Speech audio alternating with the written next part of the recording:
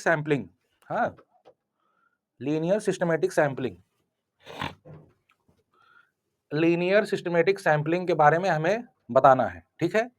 Show that under this method a positive correlation between units in the same sample inflates the sampling variance of the estimator of population total, ठीक है।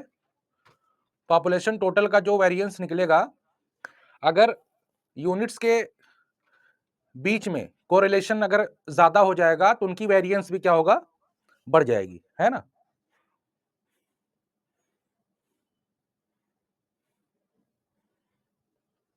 तो आपको क्या करना है, सबसे पहले लीनियर सिस्टमैटिक सैंपलिंग के बारे में बताना है, फिर उसके बाद आपको प्रूव करना है पॉपुलेशन टोटल का एस्टिमेटर बनाना है, फिर आपको प्रूव करना है कि ये जो एस्टिमेटर है इसका वेरिएंस इंक्रीज कर जाएगा, इन्फ्लेट कर जाएगा, अगर जो सैंपल आपने सेलेक्ट किया है using systematic sampling, linear systematic sampling, अगर उन यूनिट्स के आपस में कोरिलेशन ज्यादा हो जाएगा तो सैंपलिंग जो वेरिएंस आएगा आपका वो अपने आप बढ़ जाएगा।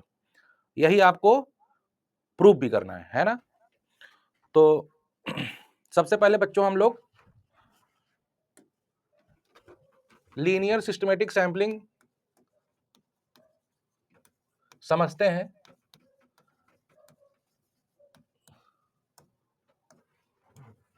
कि क्या होता है ये,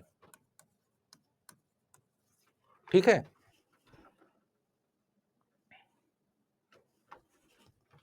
लीनियर सिस्टमैटिक सैंपलिंग समझते हैं क्या होता है ये। देखो आपके पास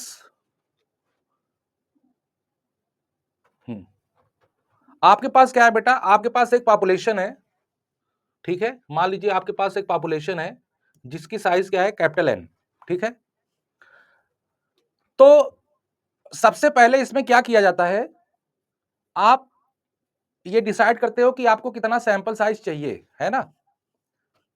सबसे पहले आप क्या करते हो, आपको कितना सैंपल साइज चाहिए, सैंपल की साइज क्या होनी चाहिए वो आप पहले से डिसाइड कर लेते हो, जो मैंने कल बताया था सैंपल साइज डिटर्मिनेशन, है ना। तो जैसे ही आपने एन आपने डिसाइड कर लिया, सैंपल साइज जैसे ही आपने डिसाइड कर लिया, तो आपको क्या है, इसमें क्या होता है कि एक चीज आपको आसानी से मिल जाएगी, जो आता है इसमें अभी मैं बताऊंगा आपको। पूरा जो पॉपुलेशन है बेटा, इसको क्या करते हैं ना, आप क्या करते हो, इनको नंबरिंग दे देते हो, ठीक है। जैसे यूनिट्स में डिवाइड कर देते हो, जैसे मान लो y1 y2 y3 dot dot dot dot yn तक आप जो है इसको इसकी नंबरिंग कर देते हैं, ठीक है। आप जब इनकी नंबरिंग कर दिए तो आपको एक नंबर की जरूरत पड़ती है जिसे हम लोग कहते हैं के, और ये के होता क्या है, N upon capital N, N upon N small N, ठीक है। जब कैपिटल पॉपुलेशन साइज है, पॉपुलेशन साइज में से जब आप सैंपल साइज से डिवाइड करते हैं तो जो वैल्यू आएगी वो वैल्यू होगी हमारी के, है ना। जब आपको के भी पता चल गया, फिर आप क्या करोगे, इसमें एक रैंडम नंबर जनरेट करोगे, ठीक है। Generate a random number, a random number R, और ये बेटा आर आपका किसके किसके बीच में होना चाहिए, इसकी रेंज होनी चाहिए, है ना।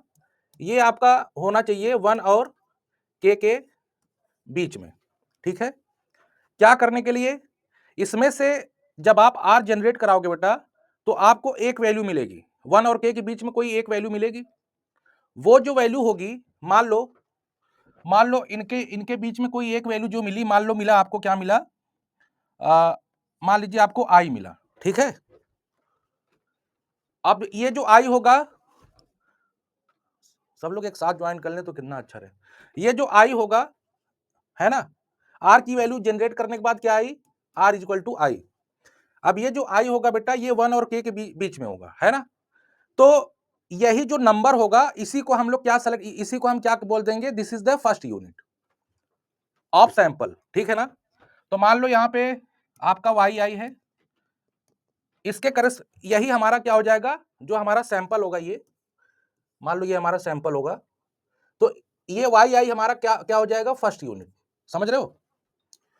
अब उसके बाद देखो इसमें एक वर्ड है लीनियर सिस्टमैटिक ना, तो अब हम सिस्टम से आगे बढ़ेंगे।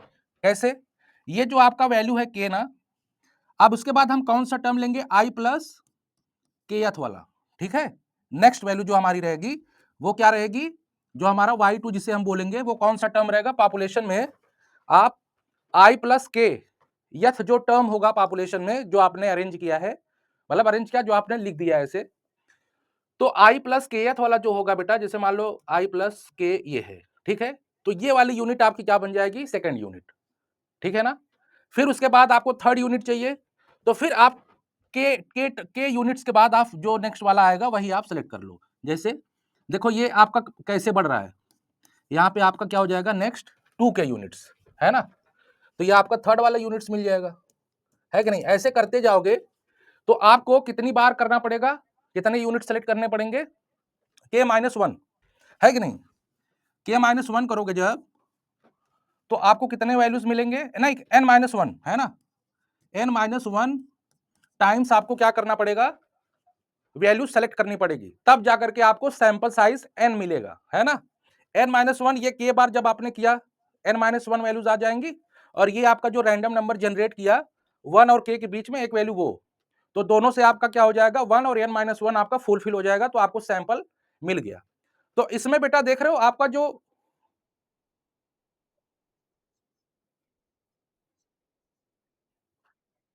जैसे k हमने फाइंड आउट कर लिया, है ना?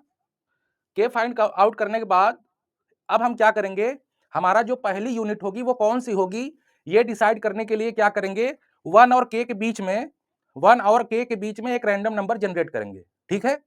जो एक रैंडम नंबर जो भी आया, मान लो वो क्या आया, r एक रैंडम नंबर जनरेट करेंगे, तो हमने स्टार्टिंग में मान लिया वो आया i, है ना? तो हमारी ith वाली जो यूनिट है पॉपुलेशन की, वो हम क्या कर लेंगे, अपने सैंपल में सेलेक्ट कर लिया, जिसको मैं बोल रहा हूं y1, ठीक है ना?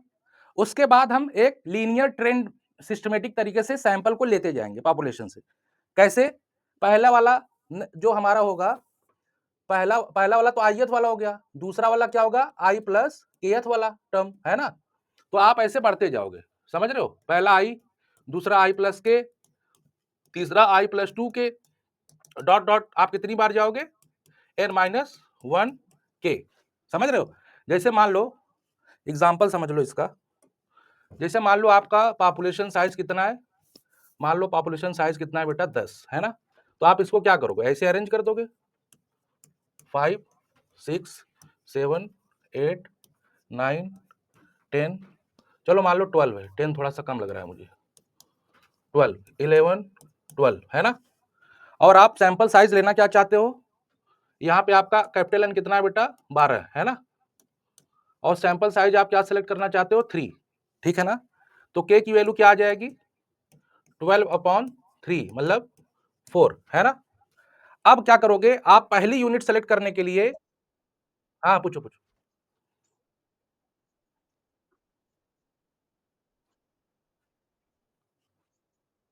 हाँ देखो, जब आपका इंटीजर ना है ना, जब जैसे मान लो आपका इंटीजर ना है, जैसे मान लो आप यहाँ पे 10 ही कर दो, ठीक है? आप यहाँ पे 10 ही सैंपल साइज कर दो, ठीक है ना? इज इक्वल टू 10 ही कर दो, ठीक है ना? तो ये यहाँ पे वैल्यू क्या देगा बेटा, 10/3, है ना? तो इसकी वैल्यू क्या हो जाएगी, 3.3 समथिंग, यही होगी, है ना? तो आप क्या करोगे, इसका जो इंटीजर पॉइंट है बेटा, जो आपकी क्या कहते हैं उसको, लोवेस्ट इंटीजर पॉइंट जो होगी, आप इसको लिख सकते हो 3, ठीक है? तो अब आप क्या करोगे, स्टेप बाय स्टेप आप बढ़ते जाओगे, समझ रहे हो? समझ रहे हो, जो के की वैल्यू आपकी इंटीजर तो आई नहीं, लेकिन आपको कैसे बढ़ना है, स्टेप वाइज करके। भाई आप स्टेप स्टेप आपका कैसे बढ़ेगा, इंटीजर के फॉर्म में ना, बताओ? आप एक स्टेप, दो स्टेप, थ्री स्टेप कैसे बढ़ोगे, इंटीजर जब आएगा तभी तो बढ़ोगे, अगर वो डेसिमल में आएगा तो कैसे बढ़ोगे, नहीं ना? तो अगर ये डेसिमल में आ गया तो आप मान लो 3, इसको 3 मान लो, अगर यही मान लो आपका आ जाता, क्या कहते हैं, अगर यही मान लो यहाँ पे 3.5 से ज्यादा आ जाता, तो हम इसको क्या बोल देते, 4 बोल देते, समझ रहे हो ना, वो मैथमेटिक्स वाला सिंपल। ठीक है, क्लियर हुआ ये? तो वो 12 वाला थोड़ा समझिए आप। क्या कह रहे हो? Circular systematic? सर्कुलर? अभी उसको रहने दो, अभी लीनियर पढ़ो, ठीक है ना? अभी उसी में कन्फ्यूज़ हो जाएँगे। अभी सिस्टमैटिक वाला अभी सर्कुलर भी तो है आपके एग्ज़ाम में, उससे भी रिलेटेड क्वेश्चन है ना, सर्कुलर से, समझ रहे हो ना? हाँ, तो जब वो आएगा वो क्लियर होगा, ऐसे क्या है सब एक साथ मिल जाएगा तो थोड़ा-सा दिक्कत हो जाती है ना? तो मान लो ये आपका आ गया k = 4 तो आप पहली यूनिट सेलेक्ट करोगे 1 और 4 के बीच में, है ना? मान लो 1 और 4 के बीच में पहली यूनिट आप ही लोग बताओ क्या मतलब क्या आ गई? आप ही लोग बताओ। मान लो r क्या आ गया 2 है ना? इनके बीच में। तो आपका बेटा जो पहला होगा सैंपल क्या होगा? y1 क्या होगा बेटा? 2 तो यहाँ पे ये जो दूसरा पॉइंट होगा जैसे मान लो ये y1 है ना? ये y2 ये y1 है ना?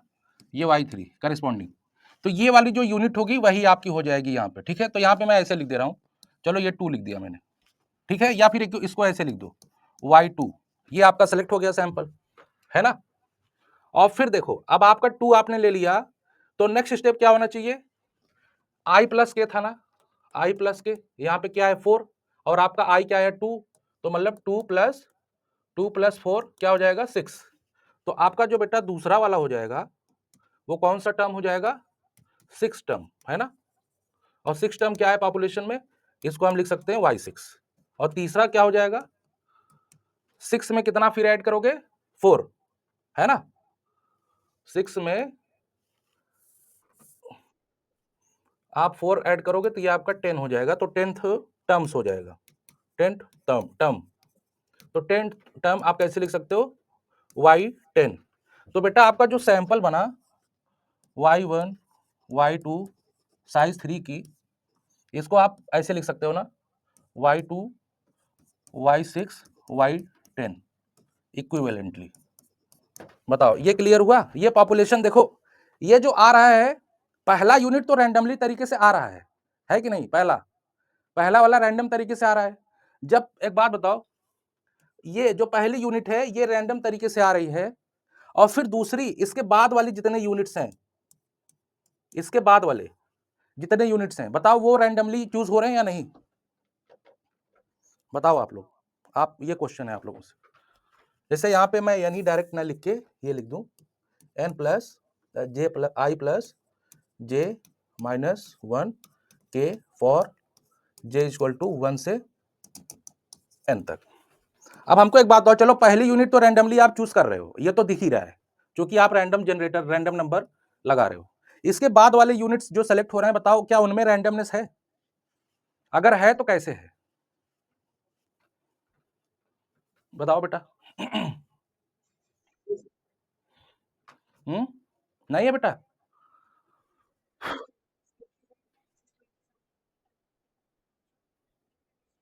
हम्म अच्छा इसकी हम स्टडी कर रहे हैं इस वजह से रैंडम है।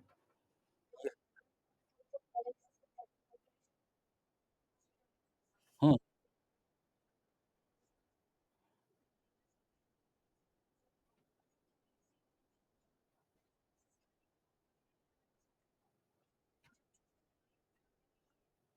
हाँ जैसे बेटा एक बात बताओ चलो ठीक है वो तो आपने एक एग्जाम्पल से बता दिया ना।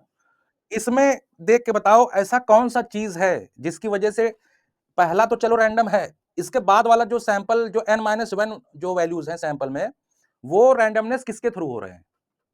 अगर हो रहे हैं तो और नहीं हो रहे हैं तो क्यों नहीं हो रहे हैं?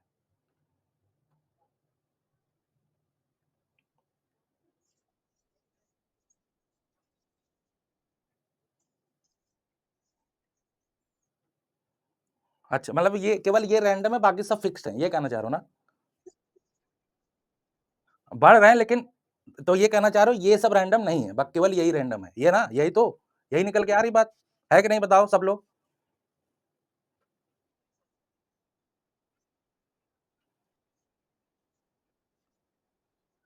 हाँ देखो तुम लोग एक चीज नहीं देखे ये मैंने लिखा क्यों इसीलिए तो लिखा हर एक टर्म आई पे डिपेंड कर रहा है कि नहीं और आई अपना खुद ही रैंडम है तो सारे टर्म रैंडम नहीं हो गए बताओ भाई। चलो मान लेते हैं ये फिक्स है लेकिन इसमें ये तो देख रहे हो ना आई आई तो आपका रैंडम है ना बेटा बताओ। है ना रैंडम? अगर रैंडम ना होता तो आप कैसे वेरिएबल्स को बता देते कि इसमें कैसे वेरिएबल्स का वेरिएंस निकालोगे? ये इनका ये जो यूनिट्स देख रहे हो ये सैंपल पॉइंट्स, इनका आप कैसे मीन निकालोगे? एक्सपेक्टेशन कैसे निकालोगे? वेरिएंस कैसे निकालोगे अगर ये रैंडम ना हो? समझ पा रहे हो? हुँ? मुझे लग रहा है समझ गए, ठीक है? सन्नाटा देखो आदमी जब समझ जाता है ना तो दिमाग में एक सन्नाटा छा जाता है। अरे! ये तो नया चीज़ आ गया, है ना? तो ये तुम्हारा हुआ लीनियर सिस्टमैटिक सैंपलिंग, ठीक है ना? तो देखो आप दोनों मैं एस्टिमेटर आपको बता देता हूँ, मीन का भी बता देता हूँ, टोटल का भी बता देता हूँ। आपका दोनों प्रूव हो जाएगा, है ना? तो एक मान लेते हैं सिस्टमैटिक सैंपलिंग, चलो यस लिख देते हैं। y bar is equal to क्या हो जाएगा 1/n summation i equal to 1 से n y i, है ना? यही होगा मीन, बताइए होगा कि नहीं? सिस्टमैटिक सैंपल का जो मीन होगा बेटा यही होगा ना कि इसके अलावा कुछ और होगा? यही होगा, सिंपल। आपका सैंपल कितने आए बेटा y1 y2 dot dot dot yn, है ना? तो इसका बोल रहा है कि आपको प्रूव करना है कि ये क्या है बेटा, ये क्या है पॉपुलेशन टोटल। पॉपुलेशन देखो टोटल बनाना है तो वही कैपिटल एन से डिवाइड करो। चलो अच्छा कर ही देते हैं, टोटल का ही ले लेते हैं ताकि आप लोगों को कंफ्यूजन ही ना रहे। चलो ये मान लो ये आपका टीएस क्या है, पॉपुलेशन टोटल का वो है, ठीक है? तो यहाँ पे कैपिटल एन ले लेते हैं, छोड़ो मीन का, फिर कभी सिस्टमेटिक का आएगा तो बता देंगे। तो अब हमको प्रूव क्या करना है कि ये किसका वो है, पॉपुलेशन टोटल का अनबायस्ड एस्टिमेटर है ना? तो TS expectation of TS expectation ले लो, तो ये आपका क्या हो जाएगा बेटा समेशन आई इक्वल टू 1 से n वाई आईस, है ना? 1/n एक्सपेक्टेशन बाहर निकाल लो, ये समेशन बाहर निकाल लो, एक्सपेक्टेशन ऑफ वाई आई, है ना?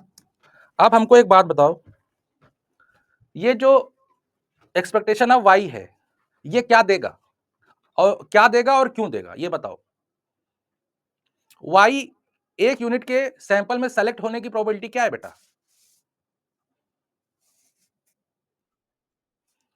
क्या 1/k, ये सैंपल है आपका डॉट डॉट डॉट डॉट, ये आपका सैंपल है और सैंपल साइज क्या है n, ठीक है? तो अब इसमें एक सैंपल के सेलेक्ट होने की प्रोबेबिलिटी 1/k होगी, बताओ।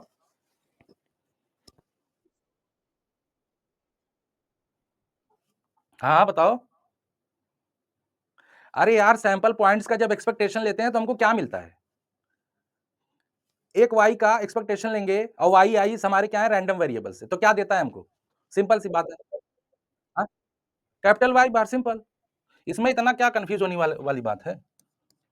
तो ये क्या हो जाएगा, ये बताओ इसके लिए ये कांस्टेंट हो जाए, ये देखो ये क्वांटिटी देखो, अब इसमें समेशन का कोई यूज ही नहीं है क्योंकि अब ये क्या देगा सीधे सीधे, देखो हम लोगों की आदत पड़ी क्या रहती है, सीधे हम लोग केवल यही जानते हैं Y bar is equal to population mean, लेकिन बेटा जानते हो एक एक वैल्यूज का भी अगर आप एक्सपेक्टेशन लोगे वो भी वाई बार ही देगा मीन, समझ रहे हो? हाँ तो यहां पे देखो अब ये आपका क्या हो जाएगा एन और इसकी वैल्यू क्या हो जाएगी पॉपुलेशन मीन, ठीक है ना? ये आपका कैंसिल हो गया, ये क्या बना आपका दिस, इसी को तो कहते हैं पॉपुलेशन टोटल। इसको मान लो हम किससे, चलो अगर ऐसे लिख दें तो ये आपका हो गया, है ना? देखो पॉपुलेशन टोटल का आपका आ गया अनबायसनेस, है कि नहीं? अनबायसनेस प्रूफ हो गया। अब हमको क्या करना है, इसमें ये दिखाना है बेटा कि इसका जो वेरिएंस है ना, जो आप सैंपल सेलेक्ट किए हो, यहाँ पे जो मैंने लिखा था फॉर आई इक्वल टू 1 से n, जो आप n साइज का सैंपल सेलेक्ट किए हो उनके बीच में जो कोरिलेशन होगा अगर वो बढ़ेगा तो इनका वेरिएंस क्या हो जाएगा, इसका जो वेरिएंस होगा वो अपने आप बढ़ जाएगा, मतलब पॉजिटिव कोरिलेशन होगा तो वेरिएंस ज्यादा, नेगेटिव होगा तो वेरिएंस कम। देखो कैसे, चलो वेरिएंस निकालो, variance T S is equal to variance 1/n summation I equal to 1 से n वाई आई, ठीक है? फिर ये बेटा क्या बन जाएगा N square upon N square. और देखो मैं इसको, अच्छा चलो एक स्टेप लिख देते हैं।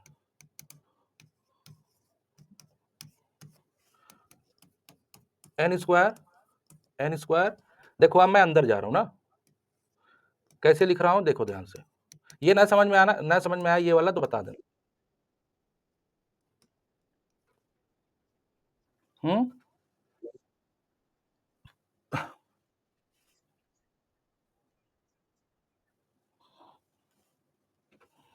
क्या इसमें गलत लिख दिया क्या मैंने? भाई सैंपल ही, ये सैंपल ही तो लिखा मैंने, सैंपल एन। इसमें मैंने गलत क्या लिखा? इसमें कुछ गलत लिख दिया क्या?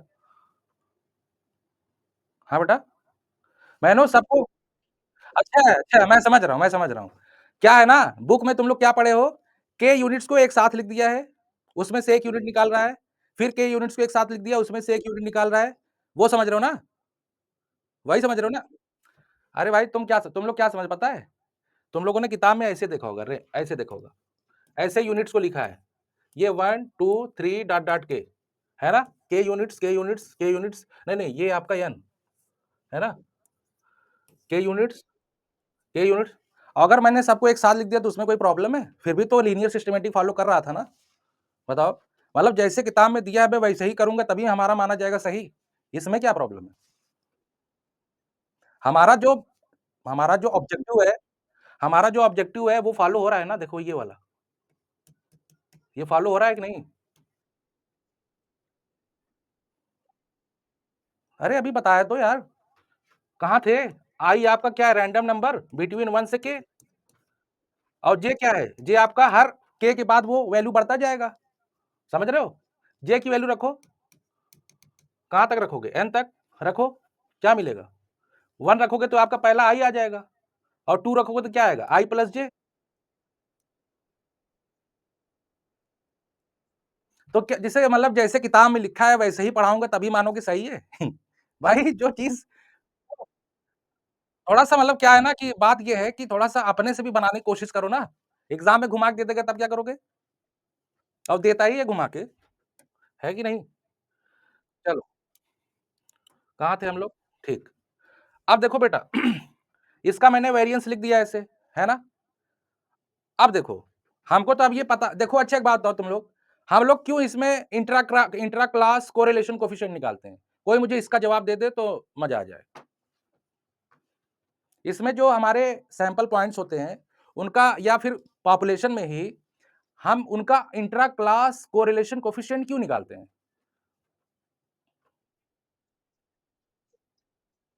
हैं? अच्छा, एक ही क्लास का कोरिलेटेड होगा। अच्छा, हाँ, तो क्यों कोरिलेटेड क्यों है? यही तो पूछ रहे हैं। क्यों नहीं, दूसरे से क्यों नहीं हो सकता?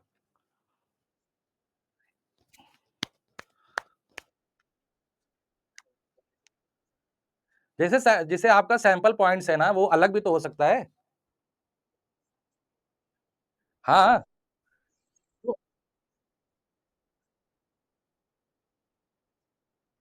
हाँ, हाँ, हाँ। तो इस तरह से सभी क्लास के हमारे क्या मिल गए? इंट्रा क्लास कोरिलेशन, ना? यही ना? वेरी करा दोगे सबका आ जाएगा, सारे ग्रुप्स का। है कि नहीं बताओ? और हमको ये बताओ पहले, चलो इंट्रा क्लास तो छोड़ो, पहले हमको ये बताओ जो यहाँ पे ये बेटा सैंपल है आपका, ये सैंपल पॉइंट्स इंडिपेंडेंट्स हैं या डिपेंडेंट है? बस हमको इसका आंसर बताओ। वो तुम्हारे किताब में क्या लिखा है कपूर साहब ने, हमें उसका आंसर नहीं चाहिए। ठीक है? हम भी 2-3 साल पढ़े थे, मुझे नहीं समझ में आया, उनकी लिखावट। और जब क्वेश्चन मैं लगाता था तो लगता ही नहीं था सैंपलिंग का, ना वेरिएंस निकल पाता था, जो है निकल ही नहीं पाता था, पता नहीं क्यों? तो फिर उनका हमने पढ़ना शुरू किया। नाम बताएँ? नहीं, सैलब सर नहीं, एक कॉकरॉन सर हैं उनका। हाँ, हाँ, बहुत सारे बुक्स हैं, मतलब कई सारे बुक्स उसके बाद पढ़ना पड़ा। एक वो हमारी सीनियर थी रिसर्च स्कॉलर, उन्होंने सैंपलिंग में ही पीएचडी की। तो फिर हमने बहुत सारी चीज़ें उनसे पूछी, जहाँ-जहाँ हमें कन्फ्यूज़न था, तो हमने उनसे पूछा। तब जाके क्लियर हुई चीज़ें। तभी देखो सबको तोड़-मरोड़ के मैं कैसे बना देता हूँ इधर, लेकिन आपका आता है कांसेप्ट, है ना? केवल उस दिन गड़बड़ा गया था सैंपलिंग वाला 2 स्टेज, ठीक है? देखो बेटा इसमें जो सैंपल पॉइंट्स मैंने लिए हैं, क्या वो एक दूसरे से रिलेटेड है या नहीं? बस ये इसका आंसर बस चाहिए मुझे। और अगर रिलेटेड है तो क्यों? और नहीं है तो क्यों नहीं है? क्यों? हुँ, पहले वाले पे, है ना? मतलब आई पे। आई आपका सभी में इंक्लूडेड है। इसीलिए सभी क्या हैं? एक दूसरे से रिलेटेड हैं। समझ रहे हो ना? इसीलिए यहाँ पे आपका जो वेरिएंस निकलेगा बेटा, फिर बाद में जानते हो क्या निकलेगा? Summation I is not equal to j, ये आपका n तक होगा। Covariance yi small letter yi yj, ठीक है? ये समझ आया? बताओ, ये क्यों लिखा समझ में आया? अगर समझ गए हो तो बड़ा मजा आएगा। अभी इस क्वेश्चन का जो ऑब्जेक्टिव है वही क्लियर हो जाएगा। देखो फिर उसके बाद आप इसको क्या लिख सकते हो? इसको ऐसे ही रहने दो, variance of Y I's plus इसको ऐसे रहने दो, ठीक है? यहां पे बेटा क्या लिख सकते हो? एक बात बताओ, वाई आई जे के बीच में मान लो कोरिलेशन है वाई आई जे, है ना? और क्या लिख सकते हो यहाँ पे? Covariance Y I Y J upon sigma I sigma J, ठीक है ना? ये लिख सकते हैं हम लोग?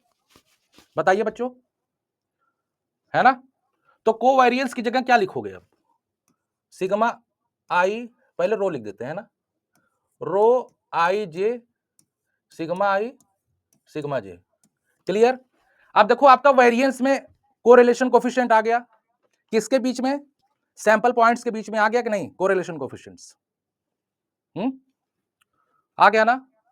अब आपके देखो एग्जाम में क्या बोल रहा है, कह रहा है जब इनके बीच में पॉजिटिव कोरिलेशन होगा तभी वेरिएंस बढ़ेगा, इन्फ्लेट करेगा। तो एक बात बताओ, अगर ये पॉजिटिव आया अपने आप ये बढ़ जाएगा, और अगर जीरो आया तो ये केवल इतना ही रहेगा, अगर ये नेगेटिव आया तो क्या हो जाएगा? वेरिएंस कम हो जाएगा, है ना? देखो आपके एग्जाम में इस तरीके से क्वेश्चन आ सकता है कि वो आप प्रूव कीजिए कि कोरिलेशन कोफिशिएंट क्या होना चाहिए जिसकी वजह से वेरिएंस डिक्रीज हो जाए। तो यहां तक आप एक्सप्रेशन लिखो, ठीक है? फिर इसके बाद आप क्या करोगे पता है? ये इसको बता दो कि ये लेस देन जब जीरो होगा तब आपका वेरिएंस क्या हो जाएगा? अपने आप कम हो जाएगा, ठीक है? तो उस केस में हमारा जो सिस्टमेटिक सैंपलिंग है वो एक अच्छा स्कीम बन जाएगा। समझ गए बच्चों? ये क्वेश्चन का आंसर समझ में आया? रो अगर बढ़ जाएगा तो वेरिएंस अपने आप बढ़ जाएगा, है कि नहीं? देखो रो अगर पॉजिटिव बन जाएगा तो अपने आप बढ़ जाएगा। इसका मतलब ये हुआ, आप ऐसे लिख सकते हो वेरिएंस ऑफ क्या था वो, TS, variance of TS increase करेगा इफ जो आपका रो आई जे है बेटा वो क्या हो? ग्रेटर देन जीरो, ठीक है? फॉर ऑल आई जे, यहां पे इज नॉट इक्वल टू लिख दो 1 से n तक, समझ रहे हो? 1 से n तक ऐसे लिखोगे। तो आपके क्वेश्चन में यही तो पूछा था कि अगर आपका कोरिलेशन कोफिशिएंट पॉजिटिव होगा तो वेरिएंस क्या हो जाएगा? इन्फ्लेट हो जाएगा। फिर ये आपने चाहे ये लिख दो चाहे सेंटेंस के फॉर्म में लिख दो, दोनों सही है कि नहीं? बताइए, समझ में आ गया? ये समझ में आ गया तो आगे चलें।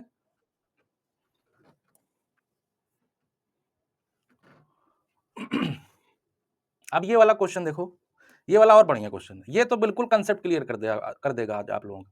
अभी तक आप लोग केवल यही पढ़ते आए हो, सैंपल सैंपल सैंपल। अब रियल